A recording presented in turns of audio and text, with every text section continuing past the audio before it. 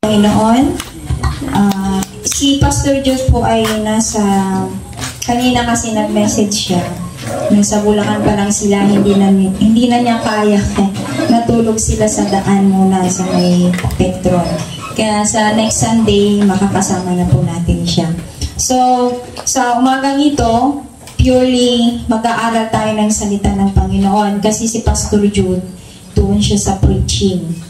Dito, pwede tayong magbigay ng ating mga idea, yung ating mga nalalaman upang tayo po ay patuloy na lumago sa kaalaman ng Biblia. Sino na dito yung mananampalataya na mahigit 10 taon na? Mahigit 10 taon na. Alam nyo na po ba yung 7 dispensation? Hindi, kasi alam nyo sa Sunday School, doon tayo lalago. Kasi hindi tayo masyadong lalago sa pakikinig lang ng preaching. Kasi hindi tayo makapagbigay ng ating mga opinyon, hindi natin mapagbulay-bulayan na maayos, hindi tayo kumbaga, ma-scrutinize, mabuti ang salita ng Panginoon. Kasi kami ng mga bata lumago kami sa aming faith kasi mayroon kaming Sunday School. Alam niyo ba yung Sunday School? Ano ba kaibahan ng Sunday School sa preaching? Preaching is purely delivering the Word of God without any intervention or any disturbances. Pero sa pagbubulay-bulay or sa tinatawag na Sunday School, ito yung teaching, pagtuturo para tayo ay lumago. So, mula sa Old Testament, ilan na sa atin dito ang nabasa na niya ang the whole Bible? Wala pa, no? Wala pa. Umpisahan kaya natin, may mga Bible apps naman tayo, di ba? Kung wala tayong Biblia na literal. Pero mas maganda sana kung mayroon tayong Bible na literal. Mula kasi nung nauso yung tinatawag na apps, mga apps ng phone. So, nandoon na yung mga Bible apps na madaling gamitin na, madaling i-scroll. Nandoon na rin lahat. So, sa umagang ito, lahat tayo ay malayang makapagpahayag ng kanyang kuro-kuro or opinion or kaalaman tungkol sa Bible. Pero bago tayo mag-proceed, maaari po ba ang bawat isa sa atin na ibigay ang ating nalalaman o particular na tinatawag natin favorite verse natin for today? Tignan natin dito yung talagang nagbabasa at nagme-memorize ng Word of God. Unahin mo na, Brother James. Huwag lang Jesus wept. Matthew 7:7, kumatok pa at kayo pagbibigyan sapagkat ang sinamang basta yan. Matthew 7:7. Sapagkat sinaman ang kumakatok ay parang hindi mapabaya, ganun. Hindi, diretsuhin mo. Hindi ko na naman Sara, marami akong favorite verse eh. Sa susunod memorize tayo. Sino pa? Sa awit ko, 91, na ang lahat ng kikilala sa Panginoon talagang bibigyan niya ng pansin. Amen. Sino pa? Sino may mga memorize dyan? John 3:16. John 3:16? Matthew 21:22, ano mang hilingin nyo sa akin ay tatanggapin nyo kung maniniwala po, kung mananampalataya po kayo. Saka sa nakalimutan ko. Na-mental block na sila. Kailangan din talaga mag-memorize tayo. Sino ba dito? Brother Jasper. Anong? Joshua 1:9. Matthew siya pero Matthew siya pero ano kasing version? yun. Nahalata talaga dito yung hindi nag-focus. First, the kingdom of God. Righteousness. Sige, tuloy mo. Kulang yan. Anong verse? Matthew Oh, Matthew, we need to know the book, the chapter, and the verse. So, matatagpuan yung sinabi ni Jasper sa Matthew chapter 6 verse 33. Sino pa dito? Si Sir Mark. Kasi yan, nakikipag-discuss sa akin sa Word of God. Mas magaling pa sa akin na nag-aral. Ano? Kasi ano pa eh. Lahat tayo. Kumbaga sa apoy eh, lumalagab-labas. Yes po. Yung hindi ko makalimutan kahit saan ako magpunta ay yung Roma 10:13. Ang tumatawag sa pangalan ng Panginoong Hesus ay mamaligtas. Amen. Okay, sa susunod, pag ako ulit yung nandito, tatawagin ko kayo. So, kahit na ano, yung pinaka-shortest verse siguro ng Bible, hindi pa natin alam. Ha? Sabi ko na nga eh, pinaka-shortest verse in the Bible. Hala kayo, we are more than 10 years, more than na tayong alam na verse. So we need to grow. We need to grow. We need to dig more sa salita ng Panginoon. Kasi importante ito. Alam niyo yung mga nangyayari ngayon? Nasa 7 dispensation na ituturo ko ngayon sa inyo. Pero hindi natin ito matatapos kasi sa haba ng 7 dispensation na to. Marami naman, Pastora, kaya lang sa dami ng trabaho, parang nakalimutan na. Oh, hindi natin yan makakalimutan ko. Everyday natin. Kasi nung siguro mga 3 o 5 taon pa lang ako, aktibo po kami sa sa talagang gawain. Lahat ng mga, kung may seminar, kung may nag-invite na merong ganito, pumupunta po kami kahit malayo hanggang sa Laguban po, nakarating kami. Amen. So, ang difference lang ng teaching, ito, dito na natin makikita ang mga mananampalataya na nag-aapurang umuwi. Dito kasi sa teaching, hahaba siya konti kaysa sa preaching. Kasi yung mga discussion natin na magbibigay sa atin ng karunungan. Okay. Bigyan ko kayo ng isang verse na kasi hindi natin alam. The shortest verse in the Bible is saan matatagpuan? Alam natin Jesus wept, pero saan matatagpuan? Hindi talagang alam. John 11:35. Nung umiyak ang ating Panginoong Hesukristo. Yan. May verse na kayo sa next. Pag ako nang umupo dito, ay tumayo. John 11:35, Jesus wept. Okay. Babalik na tayo sa ating pong pag-aaral ngayon. So, we will discuss the 7 dispensation, pero dito ngayon sa umagang ito, siguro isang dispensation or 2 lamang yung maibabahagi ko. Unang dispensation. Yan yung tinatawag na dispensation of innocence. Bakit kaya may panahon ng ano ba yung innocence ng Tagalog? Ha?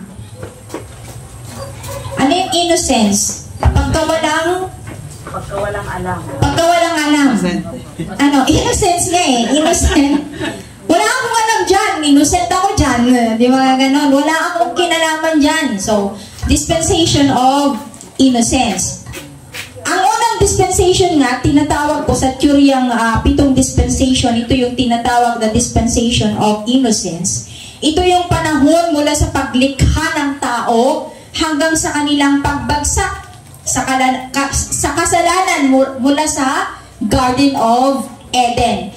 Sino yung nandito sa dispensation of innocence? Walang iba kundi Sino?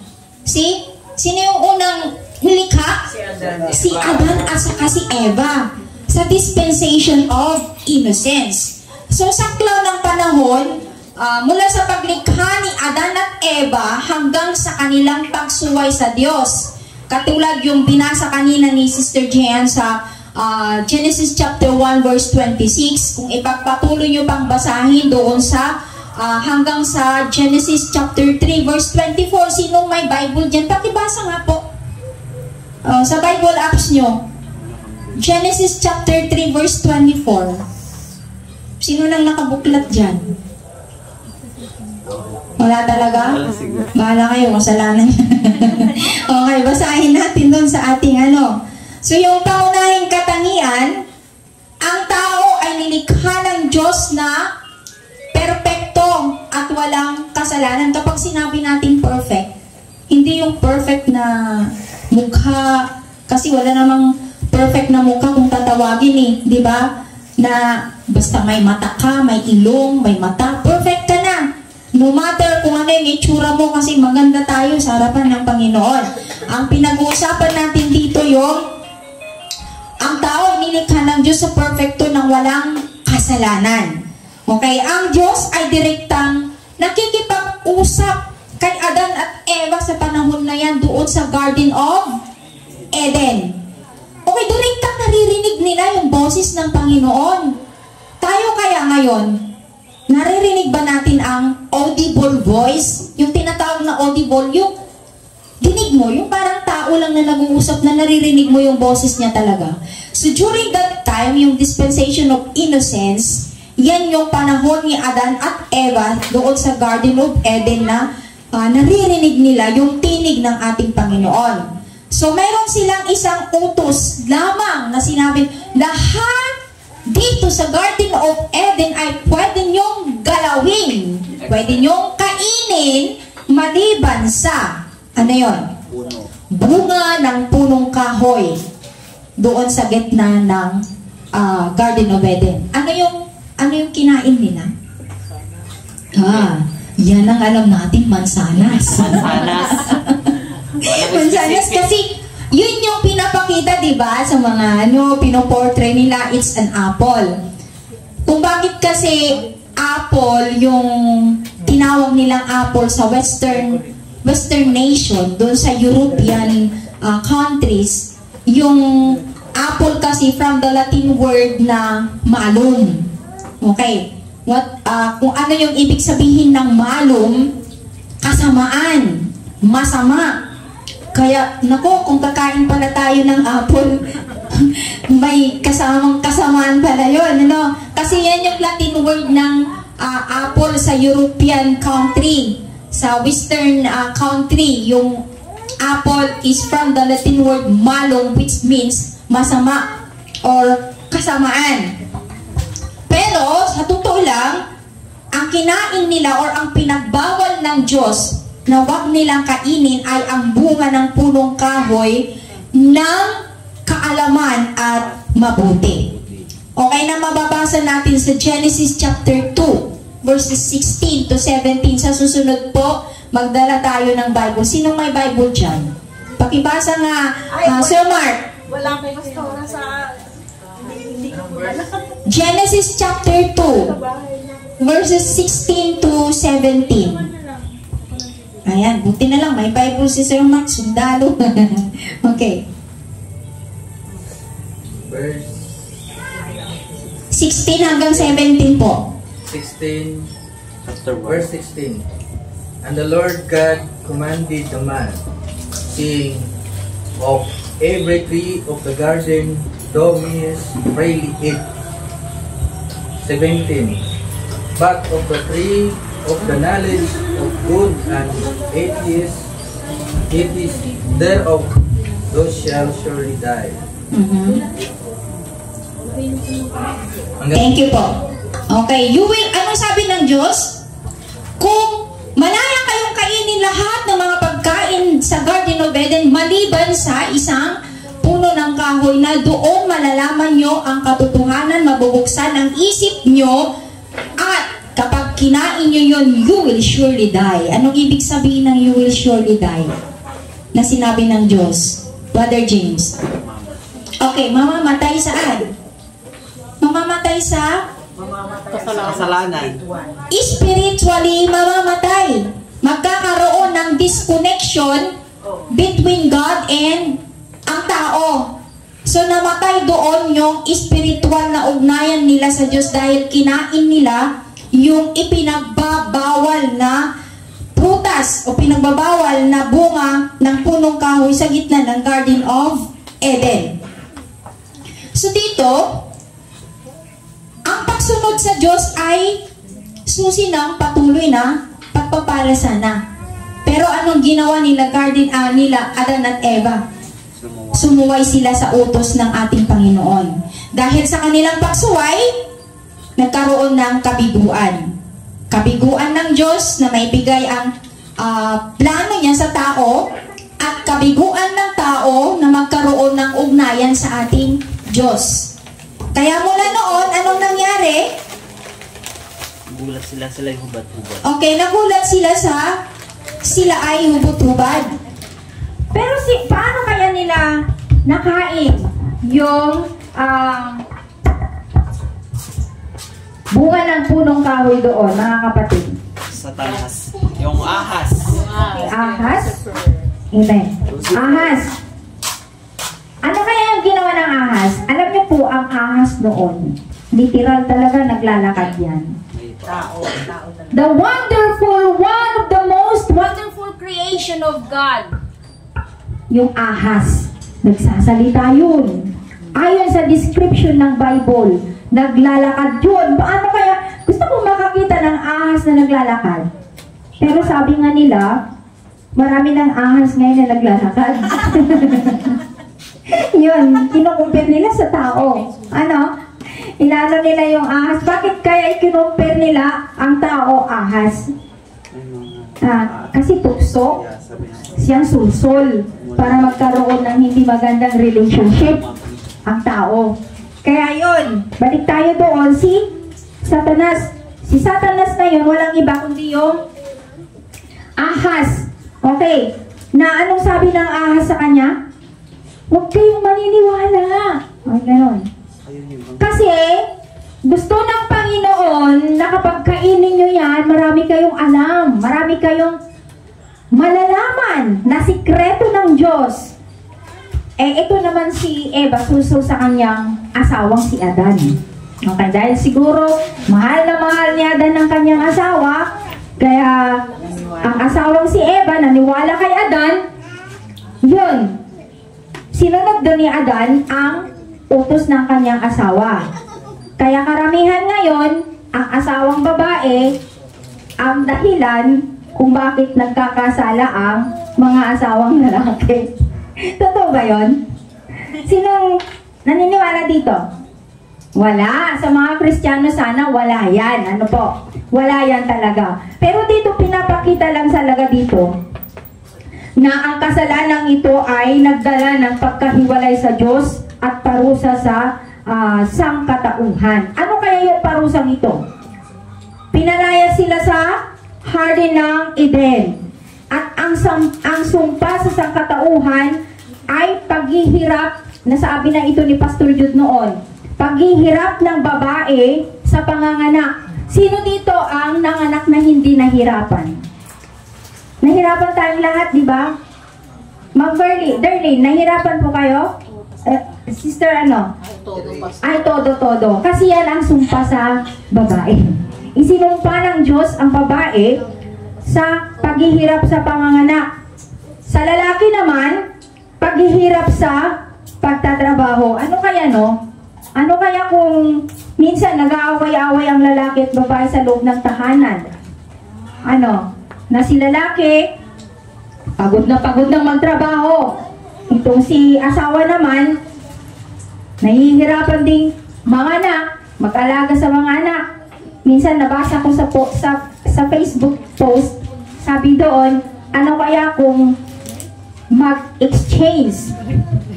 Baliktarin, ang lalaki naman ang mga anak at ang babae ang magtrabaho. Pero walang ganon, di ba? So, dito, going back to our topic. Kaya ang mundo, mula nung nagkasala si Adan at Eva, nagkaroon na ng sumpa ng kasalanan. Okay. So, ano yung mga kasalanan na yan? Gaya ng sinabi ko, nagkaroon ng total disconnection between God and man. Napalayas na sila, nakita na nila ang mundo, nakita nila ang kasalanan, nakita nila ang kanilang sarili na sila ay walang damit at nagkahiyaan sila at doon pumasok ang kasalanan, nagkaroon sila ng love sa isa't isa hanggang sa sila'y nagkaanak at dumami ang lahi ni Adan at saka ni Eva.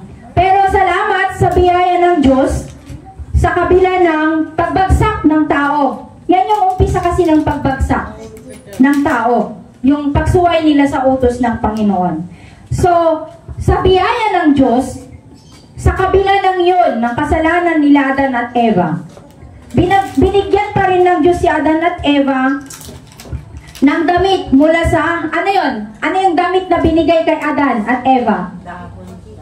Oh, kasi nakikita natin sa mga poultry dahon. Pero ano ba talaga?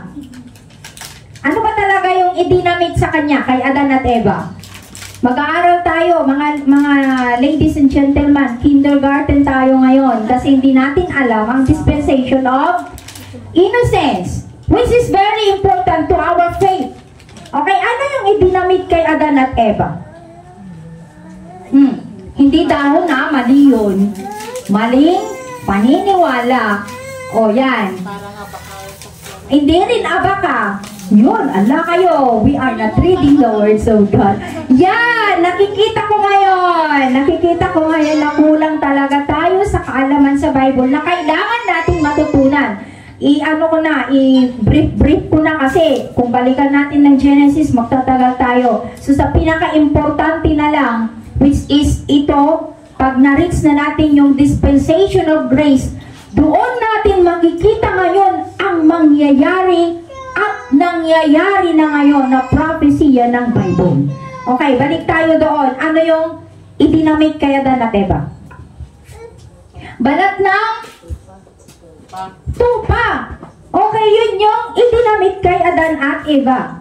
Isang paunang, ito yung naglalarawan ng sakripisyo para sa kasalanan. Okay? Kasi di ba we are like sheep that gone astray. Inilarawan ng Diyos na yung tupa, yun yung sagot ng o resulta or yung tinatawag na bayad ng kasalanan. Okay? At nangako ang Diyos na tagapagligtas na tatalo sa ahas na isang propesiya tungkol kay Kristo na doon naman sa Genesis chapter 3 verse 15. So, dito sa dispensation of innocence, mga kapatid, sa conclusion dito, ang dispensation ng innocence ay isang yugto kung saan sinubok ang tao sa pagiging masunurin sa ating Diyos. Dahil sila ay nabigo, nagsimula ang kasalanan sa mundo, kaya nagpatuloy ang susunod na dispensation, ang dispensation ng konsensya. Okay. Meron ba kayong itanong dito sa dispensation of innocence? Noong mga panahon na yan walang kaalam-alamang tao. Pero nabuksan ng isip nila dahil lamang sa, dahil lamang sa kinain nila yung bunga ng punong kahoy sa gitna ng Garden of Eden na kung saan doon namulat ang kanilang isipan at doon pumasok ang kasalanan. Ngunit, kahit naman nangyari ang bagay na yan na pagsuway sa ating Panginoon, sa ating Diyos, gumawa pa rin ng Panginoon ng ikalawang dispensation, yung tinatawag na dispensation of conscience. Okay. Mula sa pagtatalsik nila Adan at Eva sa Garden of Eden hanggang sa baha. Okay, matatalakay din natin yung pagbaha ni Noe. Sino nakakaalam din doon yung baha ni Noe? Alam nyo yun? O sa introduction nyo lang alam? Okay. Yun, himay-himayin natin.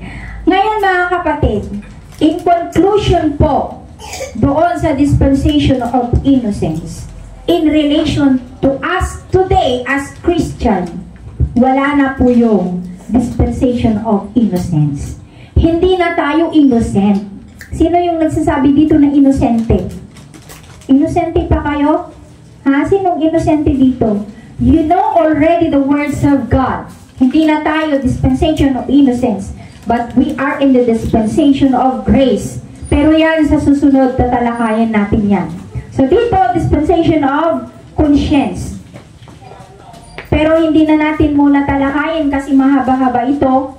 Magbasa-basa kayo kasi baka ako ulit sa third Sunday kasi schedule ko yun. Tuloy-tuloy natin ito. Magbasa po kayo, iiwan ko sa inyo yung Babasahin ninyo para naman hindi lang lagi ako ang nagsasalita dito.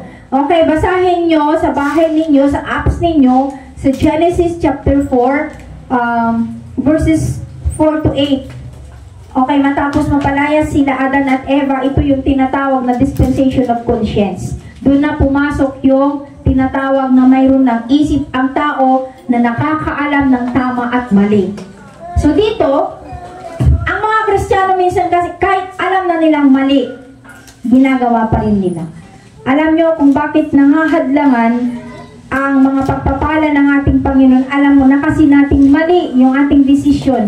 Alam na kasi nating mali yung ating landas na tinatahak. Pinipilit pa rin natin kaya nahahadlangan minsan ang ating blessing mula sa ating Panginoon Diyos. Gayon pa man, tuloy-tuloy pa rin ang biyaya ng ating Panginoon na sa panahon na tayo'y mananalangin, iuudyok ng Espiritu ng ating Panginoon para makita natin, maramdaman natin ang tama at mali. Amen po ba? Sana sa umagang ito, meron tayong natutunan sa salita ng Panginoon. Ano yung first dispensation? Brother James? First dispensation. Hindi kayo nakinig? Ano yung unang pinag-aralan natin? Dispensation of?